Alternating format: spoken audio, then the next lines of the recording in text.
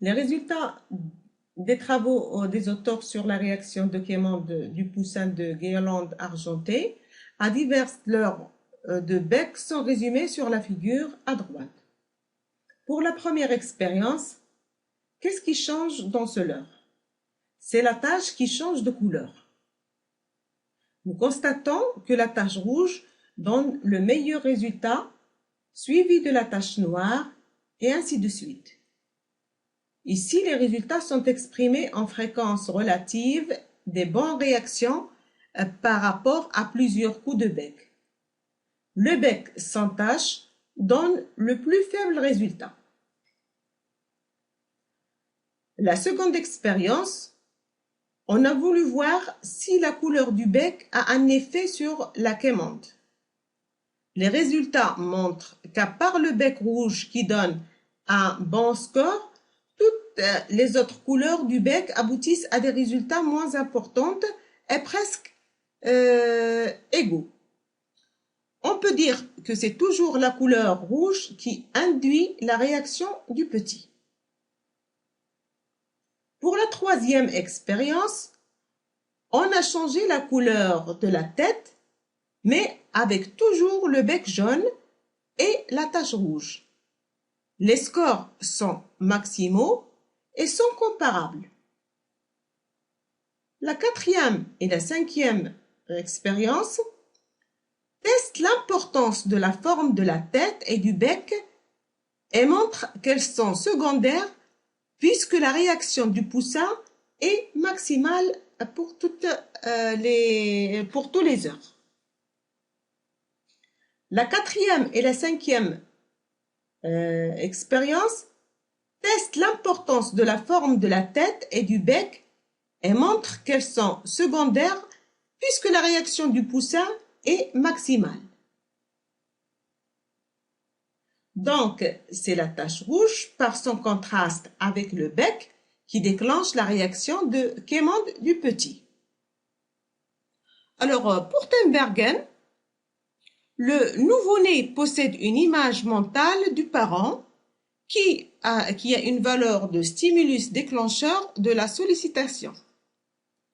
Ce sont les mécanismes innés de déclenchement et la réponse du jeune est un mécanisme instinctif. Alors, est-ce que vous êtes d'accord avec cette conclusion de Tinbergen? Apparemment, pas à 100%, car il y a des réponses à des stimuli variés. Hellman, en 1967, ce Hellman fait partie de l'école épigénique américaine, mettant en avant le rôle de l'expérience et de la maturation. Il a réalisé ses travaux sur le goéland atricile. C'est un oiseau à bec et tête gris, sombre à noir, avec une tache rouge sur le bec. Il a constaté que les poussins sont maladroits à la naissance, puis au bout de 48 heures, ils ont une précision qui devient très bonne.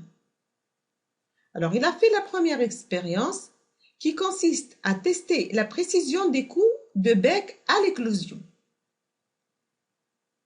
Alors, l'éclosion des œufs est faite dans une couveuse, puis on a évité toutes les stimulations visuelles. Alors, le poussin est posé dans le dispositif expérimental où il peut frapper le leurre une dizaine de fois. Alors, les résultats qu'on a obtenus, pour le premier jour, on a 33% de bons résultats, pour le jour 2, 50%, et le jour 3, on a 75% de bons résultats. Donc là, on peut constater qu'on a une amélioration avec le temps. Alors, pour expliquer ceci, il y a deux possibilités. Soit parce qu'on a une maturation, ou bien l'animal, avec l'expérience, il a acquis la tâche. Pour la deuxième expérience, après l'éclosion, les poussins, ils sont élevés en chambre noire et étaient nourris de force pour éviter l'expérience de la sollicitation. Ou ils ne sont pas nourris du tout, à savoir qu'ils peuvent vivre sur les réserves de la vésicule vitelline. Un autre groupe de poussins est remis avec des parents adoptifs pour constituer le témoin. Alors, les résultats qu'on a obtenus, c'est que le troisième jour d'expérience, ou le troisième jour où on met l'animal dans le dispositif pour voir sa performance, on a constaté qu'on a 30 à 50% seulement pour les animaux qui étaient isolés, donc qui n'ont pas exercé la quémande, et 75% pour les témoins qui ont été élevés avec leur mère adoptive. Donc, on peut dire qu'avec l'expérience, il y a maturation et on a également l'expérience qui joue un rôle important. La troisième expérience, elle permet d'étudier la valeur spécifique des stimuli en fonction de l'âge du poussin. Les résultats montrent que les poussins d'un jour sont plus sensibles au bec, la tête est sans importance, alors qu'au 8e jour, ils sont sensibles à la configuration globale de la tête des parents. Les résultats qu'on a pu obtenir, le premier jour, les petits, ils étaient sensibles donc au bec, mais au 8e jour, la sensibilité, il était généralisée à toute la tête. Donc, ce qu'on peut conclure à partir de ces résultats, qu'il n'y a pas de photographie mentale chez les poussins qui leur permet de reconnaître leurs parents. Pour la dernière expérience, les auteurs ont fait des adoptions croisées, c'est-à-dire les poussins de goélandes argentées sont élevés par les goélandes artificielles et vice-versa. Les résultats obtenus montrent que la meilleure réaction des poussins, c'est celle au bec des parents adoptifs qu'à celle au bec des parents biologiques. Donc, ceci montre qu'il y a une implication du facteur d'apprentissage. Ces résultats sont donc incompatibles avec ceux de Tinbergen qui n'avaient pas contrôlé le facteur âge. L'image mentale de la tête des parents n'est pas innée, mais acquise.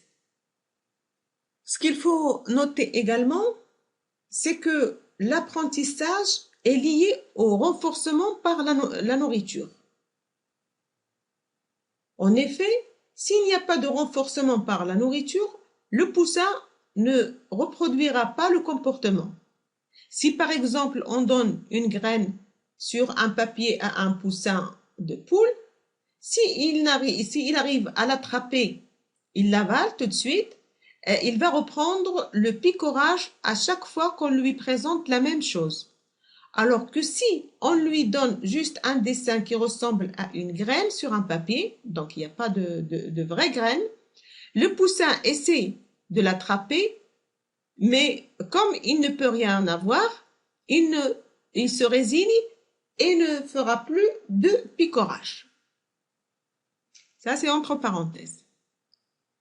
Alors, à partir de tous ces résultats, on peut conclure que les prédispositions sensorielles et motrices des poussins permettent, avec la maturation et l'expérience acquise par les demandes répétées, d'améliorer la précision des coups de bec. L'apprentissage est lié au renforcement par la nourriture.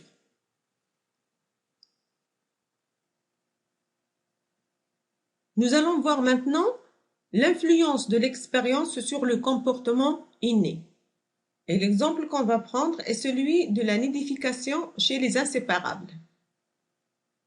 Les inséparables sont des perruches africaines aux couleurs vives et vivant en couple permanent très câlin. Elles nichent dans les cavités des troncs d'arbres. Les femelles construisent un nid en forme de coupe avec des rubans de végétal, feuilles et écorces, découpés avec leur bec. Deux groupes d'espèces existent pour le transport des rubans qui servent à construire le nid. Des espèces dites évoluées, comme l'inséparable masqué ou inséparable de Fischer, qui découpent de longues bandes qu'elles transportent une à une dans leur bec, comme la plupart des oiseaux. Des espèces considérées comme primitives, qui insèrent des rubans sous les plumes du dos vers le croupion. Les rubans sont courts et plusieurs d'entre eux sont transportés à la fois. C'est le cas de l'inséparable à face rose, qui se trouve sur la côte ouest. En laboratoire, on a pu croiser ces inséparables. Alors, les femelles hybrides auxquelles on fournit des feuilles de papier découpées en bandes longues et intermédiaires, les manipulent de manière intermédiaire, hésitant entre les deux types de comportements, mélangeant les éléments moteurs. Ils tournent la tête et commencent à placer le ruban sous les plumes, mais oublient de les lâcher. Ainsi, ils les laissent tomber, etc. Donc, ils continuent plusieurs fois et finalement, les seuls rubans transportés le sont par le bec, mais ne présentent que 6% des prises.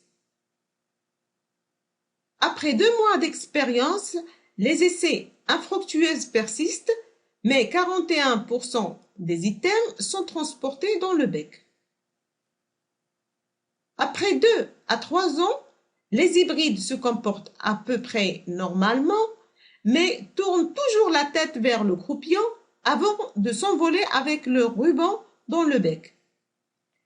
Ces expériences montrent que les différences génotypiques entre les deux espèces déterminent les différences phénotypiques et aussi que l'expérience peut modifier les comportements innés.